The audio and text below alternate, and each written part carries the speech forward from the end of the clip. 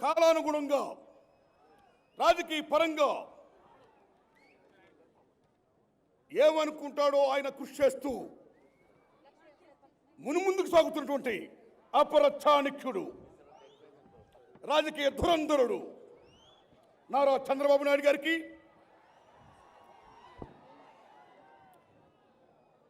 భారతదేశంలో ఎక్కడ ఏ సమస్య ఉత్పన్నమైనా సరే ఇదిగో మేమున్నామంటూ ఎర్రజెండా ఎగరేసే ఎర్రజెండా బిడ్డలు ఏచూరి సీతారాం గారికి, రాజా గారికి, అలాగే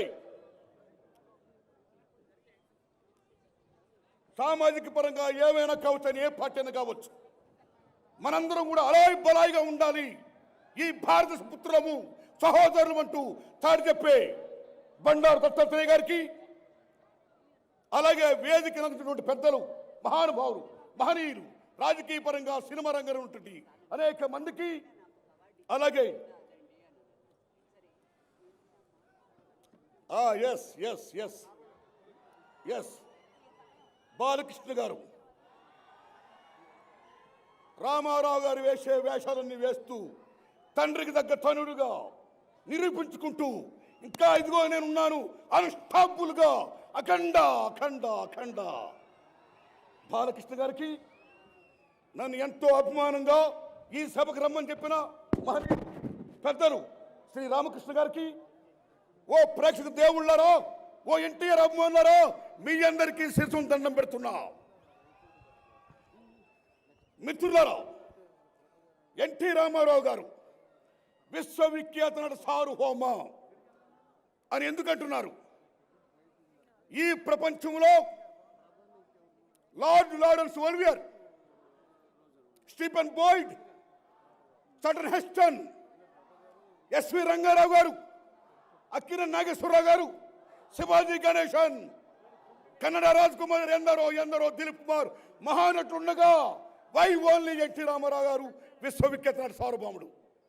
వై? బికాస్ ఇప్పుడు చెప్పుకునే మహానటులందరూ కూడా ఆయా వేషాలని చాలా మంది వేయగలుగుతారు, కానీ అన్ని వేషాలని కూడా ఒప్పించి మెప్పించే ఒక ఎన్టీ రామారావు గారిలాగా మాత్రం చేయడం కష్టం. అందుకే ఎన్టీ రామారావు గారు విశ్వవిఖ్యాత నట సార్వభౌముడయ్యాడు. ఆయన సేమ్ టైం ఆ మహానుభావుడు చాలా గొప్పవాడు. ఒక రాజకీయ నాయకుడిగా ఓ నేషనల్ ఫ్రంట్ పెట్టి తెలుగుదేశం పార్టీ పెట్టి ముందు with in span of 9 months ఈ క్రియేటెడ్ హిస్టరీ. ఇందిరాగాంధీతో డి అంటే డి అని, ఇదిగో నేను ఎన్టీ రామారావుని తెలుగు జాతి బిడ్డని అని ప్రూవ్ చేసి అనన్య సామాన్యుడైనటువంటి కీర్తి కలిగిన మహనీయుడు ఎన్టీ రామారావు గారు. నేషనల్ ఫ్రంట్ పెట్టాడు. పెట్టడమే కాదు, ఏ రాజ్యాంగం కల్పించిన ఫెడరల్ స్టేట్ ఆ స్ఫూర్తి కావాలో, ఫెడరల్ లక్షణం కావాలో, ఆ లక్షణాలని, ఫెడరల్ లక్షణాలని మనం కాపాడుకోవాలి. కేంద్రం పెత్తనమే కాదు, కేంద్రం ఏంది దాని పెత్తనం ఏంది, సెంటర్ ఏంది దాని పోగడేంది, ఇదిగా మనం రాష్ట్రం, రాష్ట్ర ప్రజలం జాతి తెలుగంటూ చెప్పిన మహనీయుడు ఎన్టీ రామారావు గారు. అంతవరకు మన భారతదేశంలో మన తెలుగు వాళ్ళంటే ఉమ్మడి మద్రాసు రాష్ట్రంలో ఉంటూ మద్రాసి అనేవారు. కానీ రామారావు గారు వచ్చిన తర్వాత నేను తెలుగువాడిని అని ప్రపంచానికి చాటి చెప్పిన మహనీయుడు ఎన్టీ రామారావు గారు. మిత్రులారా, ఒక మాట చెప్పి విరమిస్తా. ఎన్టీ రామారావు భారతరత్న ఎందుకు ఇవ్వలేదు ఇంతవరకు? భారతరత్న ఒక డబ్బు సొత్తు కాదు, ఇది భారతదేశానికి. It belongs to people all. Yes, ఏ ఇందిరాగాంధీ ఉందో ఆ అమ్మకి తమిళనాడు ఎంజీఆర్ రాజకీయ అవసరమని ఎంజీఆర్కి భారత్ ప్రకటించింది ఆవిడ. కానీ ఎంజీఆర్ స్వీకరించలా. కానీ ఎంజీఆర్ కంటే ఎన్టీఆర్ ఎందులో తక్కువ? ఎంజీఆర్ నేషనల్ పాలిటిక్స్ రాలా, భారతదేశానికి స్ఫూర్తినివ్వలా. కానీ ఎన్టీ రామారావు నేషనల్ ఫ్రంట్ పెట్టడమే కాదు, భారతదేశానికి స్ఫూర్తి ఇచ్చాడైనా. ఆయన సేవలు అనన్య సామాన్యం. అటువంటి ఎన్టీ రామారావుకి ఎందుకు ఇవ్వలా? ఆ దుర్మార్గం, కుట్ర. ఇవ్వాలి. నాకు నారా చంద్రబాబు నాయుడు గారి మీద నాకు చాలా బాధేసింది. చెప్తున్నా ఫ్రాంక్, ఆయన ముందు చెప్తున్నా. ఆయన దేశ రాజకీయం శాసించాడైనా. అలాంటి దశలో 2014 నుంచి 2018 వరకు ఎన్డీఏ భాగస్వామైన ఆ దశలో ఎన్నిసార్లు అని చెప్పినా సరే కేంద్రం పట్టించుకోలేదు. అప్పుడే చంద్రబాబు నాయుడు బయటకు వచ్చి మా ఎన్టీ రామారావుకి మీరు భారతం ఇవ్వాలి అని ఉండాల్సింది నారా చంద్రబాబు నాయుడు గారు. ప్లీజ్ అరే కొట్లాడండి సెంటర్తో, ఏమంది అరే కొట్లాడండి, కొట్లాడాలి సెంటర్తో. ఏం సెంటర్ అవార్డ్స్ వస్తాయి, అవార్డ్స్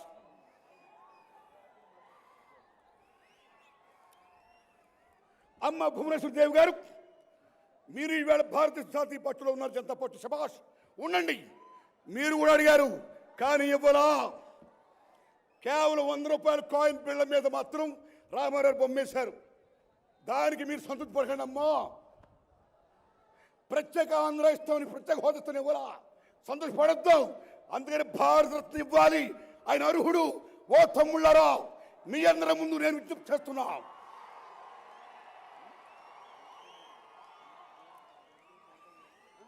మన తెలంగాణ ముఖ్యమంత్రి కేసీఆర్ గారిని, మన ఆంధ్రప్రదేశ్ ముఖ్యమంత్రి జగన్మోహన్ రెడ్డి గారిని, పెద్దలు నారా చంద్రబాబు నాయుడు గారిని, సీతారాం యేచూరి గారిని, రాజా గారిని, మహామహుల్ని, ప్రొడ్యూసర్ కౌన్సిల్స్ని, ఫిల్మ్ ఛాంబర్ని, సమస్త మనందరం కూడా రామారావు గారికి భారతరత్న ఇవ్వాల్సిందే అని ఫైట్ చేయాలి. Please do it. Thanks. Jai NTR. శభాష్. Thank you sir. Shri Sitaram Yechury garu ఈనాటి కార్యక్రమానికి విశిష్ట అతిథిగా విచ్చేశారు. సిపిఐఎం జాతీయ కార్యదర్శి, వారిని మాట్లాడాల్సిందిగా ఆహ్వానిస్తున్నాను. సార్ మీరు అక్కడి నుంచి మాట్లాడతారా?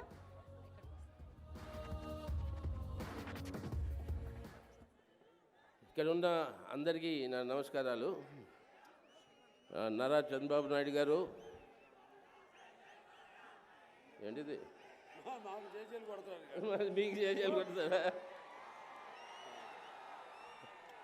చంద్రబాబు గారు, బాలకృష్ణ గారు, బృందేశ్వర్ గారు, ఎన్టీఆర్ గారి కుటుంబంలో ఉన్న సభ్యులందరూ, ఇక్కడ ఉన్నవాళ్ళు, వేదిక మీద ఉన్న పెద్దలందరూ పేరు పేర నమస్కారం పెట్టి, నేను 54 సంవత్సరాల క్రితం మన ఆంధ్ర ప్రాంతాన్ని వదిలి ఢిల్లీ వెళ్ళాల్సి వచ్చింది.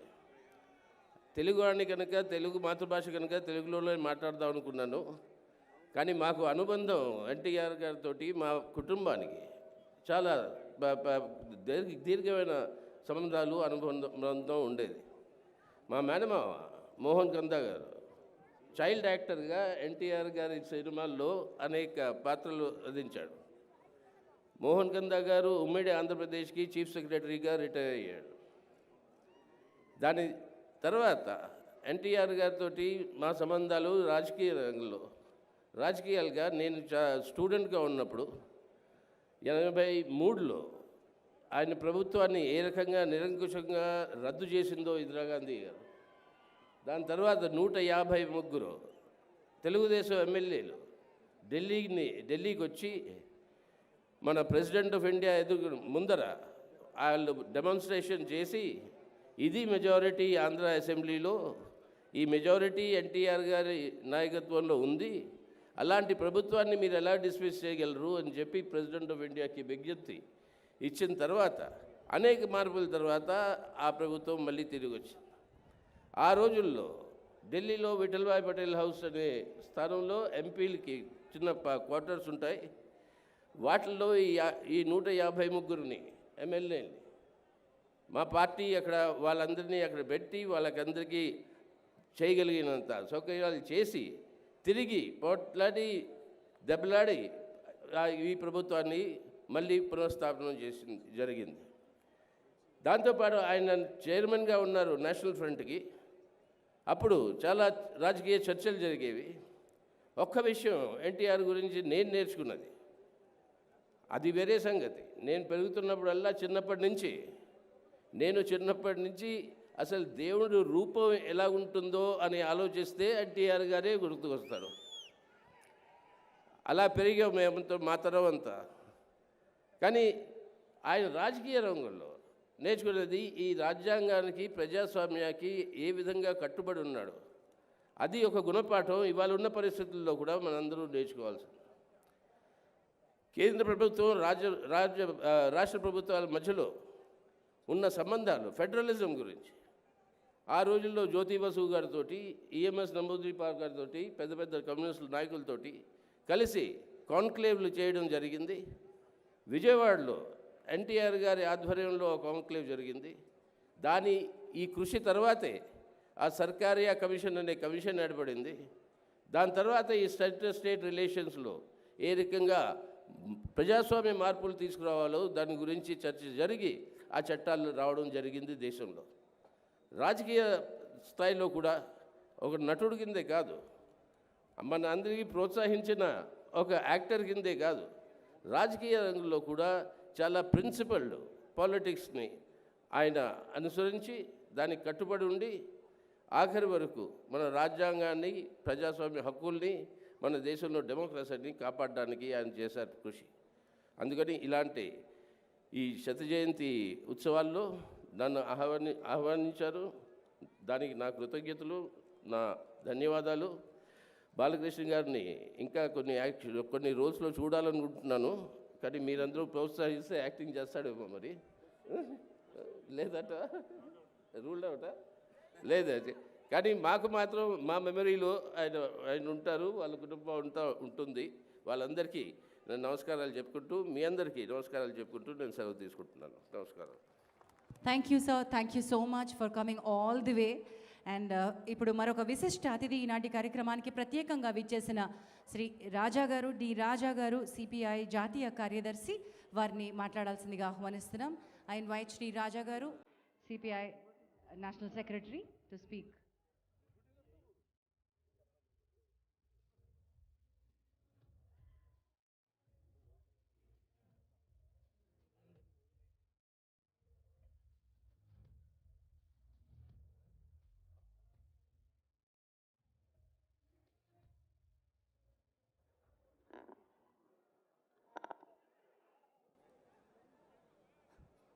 మీరు అందరికీ చాలా நமஸ்காரம்.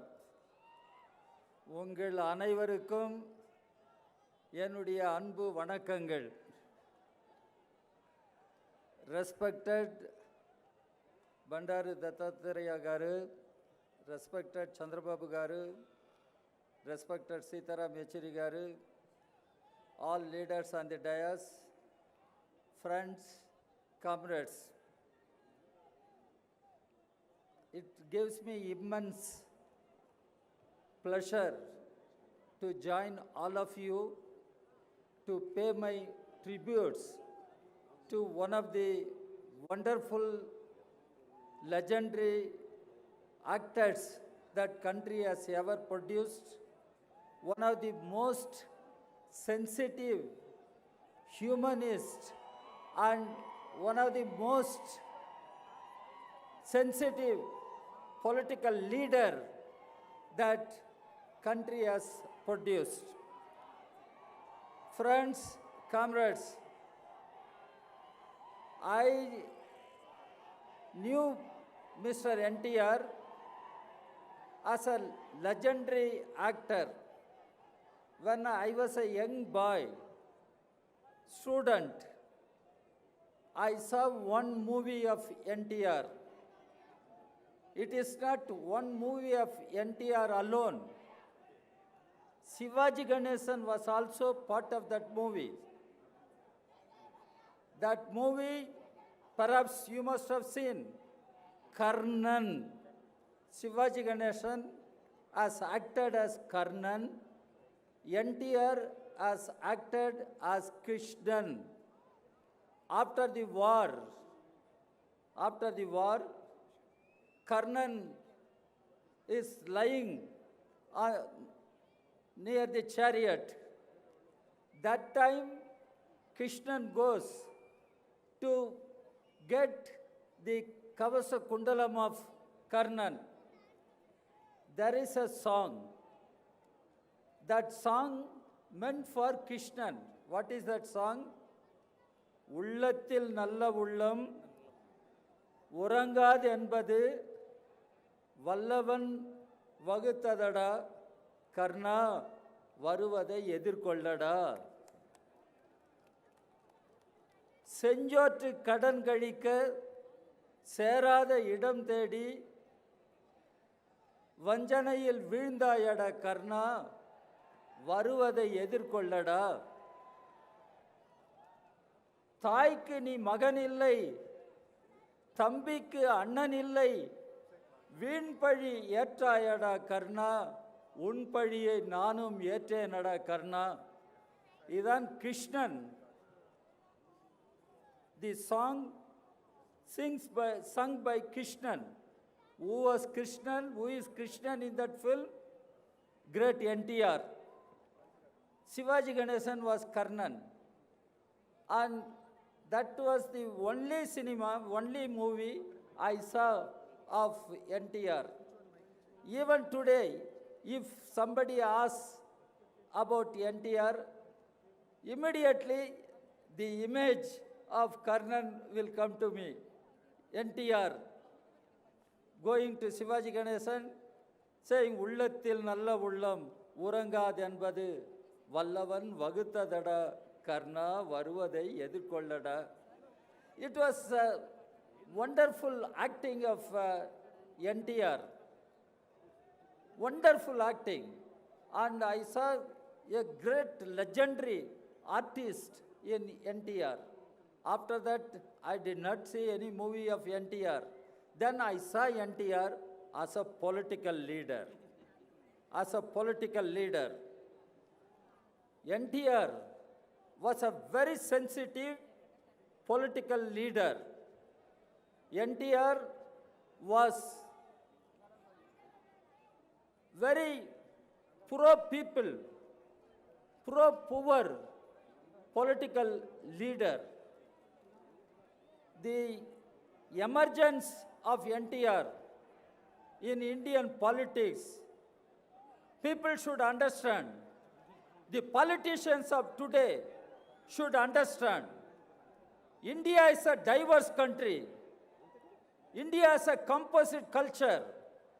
But we, the Indians, must live in harmony.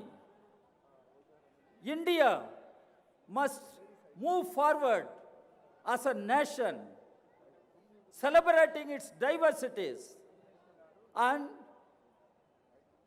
accepting the federal principles of governance. Federal principles of governance. When NTR emerged as a leader, not only of United Andhra Pradesh, not only of Telugu people, he emerged as a leader of the whole nation, India. That we should understand. That was the time we had with Vishwanath Pratap Singh, VP Singh. VP Singh became Prime Minister, VP Singh. And it was not an ordinary development in Indian history. It was the time the regional political parties had recognition at national level. Regional parties are nothing regional parties. They are potential players. They have the capacity to play the national role. There can be regional parties, but their role is national. And if India has to be one, if India has to remain united, regional parties have to play a national role. And they have the responsibility in building the nation. And NTR played an important role in shaping the federal polity of our country. We should understand.